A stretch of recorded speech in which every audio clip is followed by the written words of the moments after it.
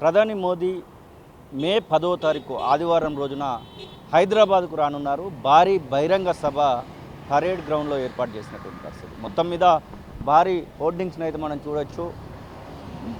ప్రధాని మోదీకి వెల్కమ్ చేస్తూ బీజేపీ నాయకులు, బీజేపీ కార్యకర్తలు ఇక్కడ భారీ హోర్డింగ్స్ని అయితే ఏర్పాటు చేయడం జరిగింది. పూర్తి స్థాయిలో ఈ యొక్క మొత్తం వాతావరణం అంతా కూడా ఇక్కడ భారీ భారీ ఫ్లెక్సీలతో నిండిపోయినటువంటి దృశ్యాలను అయితే మనం చూడొచ్చు.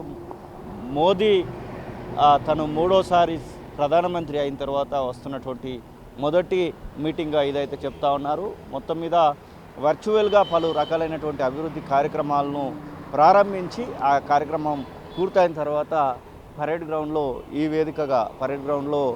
వేదికగా మీటింగ్ అయితే చేయబోతూ ఉన్నారు. మొత్తం మీద భారీ ఏర్పాట్లను అయితే చేస్తున్నటువంటి సందర్భాన్ని అయితే మనం చూస్తూ ఉన్నాం. భారీగా ఏర్పాట్లు అయితే చేస్తున్నటువంటి సందర్భాన్ని అయితే మనం చూడొచ్చు.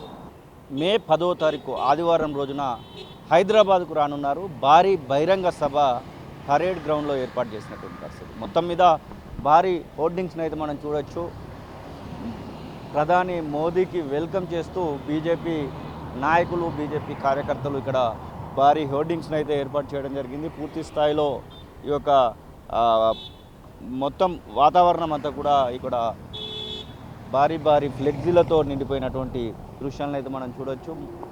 మోదీ తను మూడోసారి ప్రధానమంత్రి అయిన తర్వాత వస్తున్నటువంటి మొదటి మీటింగ్గా ఇదైతే చెప్తా ఉన్నారు. మొత్తం మీద వర్చువల్గా పలు రకాలైనటువంటి అభివృద్ధి కార్యక్రమాలను ప్రారంభించి ఆ కార్యక్రమం పూర్తయిన తర్వాత పరేడ్ గ్రౌండ్లో ఈ